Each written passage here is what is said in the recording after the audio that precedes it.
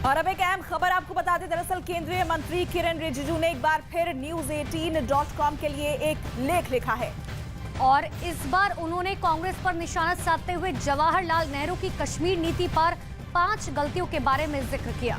उन्होंने कांग्रेस पर पलटवार करते हुए इस बार सिलसिलेवार तरीके से तथ्य रखते हुए नेहरू नीति पर सवाल उठाए हैं।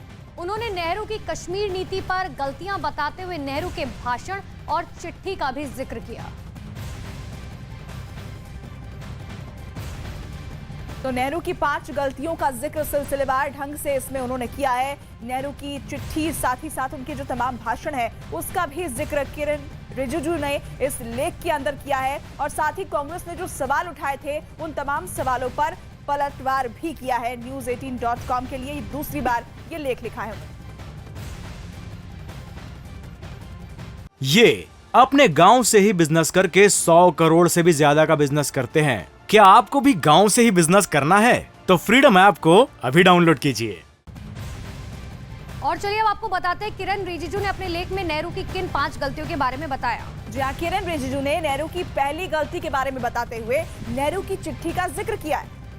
21 अक्टूबर 1947 में लिखी इस चिट्ठी में कश्मीर के प्रधानमंत्री को संबोधित किया था, जिसमें नेहरू ने लिखा है कि इस समय कश्मीर पर किसी भी फैसले लेने से पहले भारत को सोचना होगा।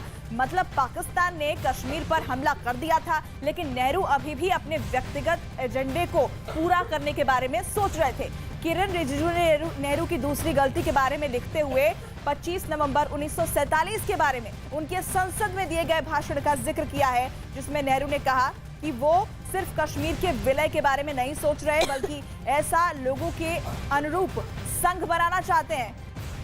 किरण रिजिजू ने कहा कि इससे साफ है कि कश्मीर के भारत में विलय पर हर बार कौन शर्त रख रहा था। किरण रिजिजू ने नेहरू की तीसरी गलती के बारे में बताते हुए तब के कांग्रेस अध्यक्ष आचार्य कृपलानी के कश्मीर दौरे का भी जिक्र किया है। इसमें उन्होंने आचार्य कृपलानी के अखबारों में छपे तब के बयान का भी जिक्र किया, जिसमें लिखा था कि हरि सिंह कश्मीर का भारत में विलय चाहते थे, लेकिन नेशनल कॉन्फ्रेंस हरि सिंह के खिलाफ कश्मीर छोड़ आंदोलन चला रही थी। किरण रिजिजू ने कहा कि कश्मीर छोड़ो को 1946 में शेख अब्दुल्ला ने लॉन्च किया, जिसे नेहरू का समर्थन भी मिला। किरण रिजिजू ने आगे अब नेहरू की चौथी गलती के बारे में भी जिक्र किया है, जिसके बारे में बताते हुए उन्होंने उनके माउंटबेटन के लिखे एक नोट का जिक्र किया।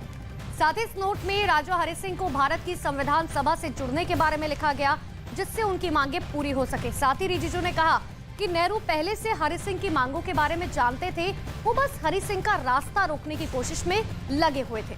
तो किरण रिजिजू ने आगे नेहरू की 5वीं गलती के बारे में जिक्र किया और इस बारे में लिखा है कि पाकिस्तान के कश्मीर पर किए हमले के 1 महीने पहले के वाकये का जिक्र करते हुए इसे उन्होंने लिखा है। उन्होंने कहा कि हरि सिंह जुलाई 1947 में ही कश्मीर को भारत में मिलाने के लिए तैयार हो गए थे और तब भी नेहरू संघीय ढांचे के बदलाव के बारे में सोच रहे थे।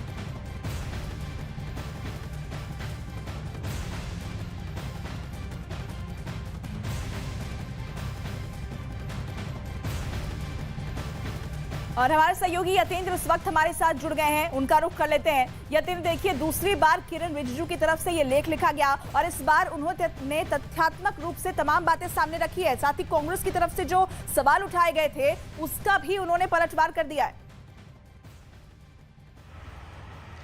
देखिए, बिल्कुल केंद्रीय मंत्री किरण रिजिजू ने दूसरी बार news18 के लिए पत्र लिखा है और जो लेख लिखा है, और साफ तौर पर जो पहले लेख के पर जो निशाना साधा गया था कांग्रेस के नेताओं के द्वारा, और उनका सिलसिलेवार तरीके से जवाब दिया है कि जो नेहरू की 5 बड़ी गलतियां थी, जो 5 बड़ी भूलें थी कश्मीर को लेकर, जिनका खामियाजा आज देश भुगत रहा है, उनके बारे में सिलसिलेवार तरीके से जो भाषण उस समय के रहे हैं, जो पत्र उस समय के रहे हैं, और जो नोट माउंटबेटन के द्वारा जो लिखा गया नोट है, वो है, उन सब का उन्होंने आज के लेख में जिक्र किया और साफ तौर पर इसे करारा जवाब मान सकते हैं रिजिजू की तरफ से कि जो कांग्रेस की तरफ से उनके इतिहास के ज्ञान के ऊपर उठाया गया था। तो उन्होंने साफ तौर पर कहा कि इतिहास को झुठलाया नहीं जा सकता और तमाम तथ्य ऐसे हैं जिसमें खुद नेहरू का भाषण है और जो विलय का जो पत्र है जिस पर जो भारत की तरफ से था, जिस पर महाराजा हरि सिंह ने दस्तखत किए, वो सच्चाई को खुद ब खुद बयां करते हैं। और उस वक्त अगर नेहरू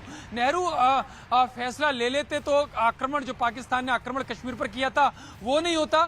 उसकी वजह से जो आज खामियाजा जो हिंदुओं का पलायन पलायन हुआ, नरसंहार हुआ और जो लगातार आतंकी जिहाद आतंकवादी जो गतिविधियां लगातार हो रही हैं, उन सब पर रोक लगाई जा सकती थी अगर नेहरू अपनी महत्वाकांक्षाओं पर विराम लगाते और महाराजा हरि सिंह की जो इच्छाएं हैं उनके अनुरूप अगर वो विलय पहले ही हो जाता तो ये आज जो दशकों तक जो देश को ये दंश झेलना पड़ रहा है वो दंश नहीं झेलना पड़ता। और यूएन में जिस तरीके से ले गए इस पूरे मामले को, जो आर्टिकल 51 की तरह होना था लेकिन 35 कैपिटल ए को वहां पर यूज किया गया, तो कहीं ना कहीं उस पूरे माहौल को नकारात्मक बनाने का काम किया, गलतफहमियां पैदा करने की कोशिश की। यतेंद्र, अगर इस लेख को ढंग से पढ़ा जाए तो इसमें माउंट बेटन का जिक्र है, इसमें हरि सिंह का जिक्र है, हर बात का बहुत बारीकी से जिक्र किया गया है।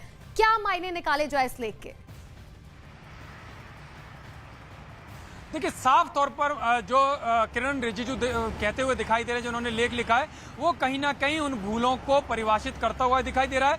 उन भूलों के परिप्रेक्ष्य में वो सारे सबूत किरण रिजिजू ने सामने रखने की कोशिश की है, जिसको लेकर कांग्रेस ने निशाना साधा और उनके इतिहास के ज्ञान पर सवाल खड़े किए थे। लेकिन जो तथ्य किरण रिजिजू के द्वारा रखे गए हैं, उस समय के जो भाषण है, जो माउंट बेटन के द्वारा लिखा गया नोट है और महाराजा हरि सिंह के द्वारा जो बातें उस दौरान कही गई, जो विलय पर साइन किए गए, वो कहानी खुद ब खुद करते हैं। यानी कि सच्चाई कुछ और थी, जो कांग्रेस या दूसरे उस समय के जो इतिहासकार हैं वो उसको झुठलाने का काम कर रहे थे। लेकिन सच एक समय सामने आता ही है और किरण रिजिजू ने लगातार दूसरा लेख न्यूज 18 के लिए लिखा है और उस लेख में जो सवाल इन लोगों के द्वारा उठाए गए, विपक्षियों के द्वारा उठाए गए, उन सवालों का सिलसिलेवार तरीके से जवाब दिया है। बिल्कुल यतेंद्र, बिल्कुल। और देखिए, एक बार फिर से नेहरू के व्यक्तित्व पर, उनके व्यक्तिगत एजेंडे पर सवाल उठाए, यानी देखना यह हुआ कि कांग्रेस अब इस पर क्या जवाब देती है।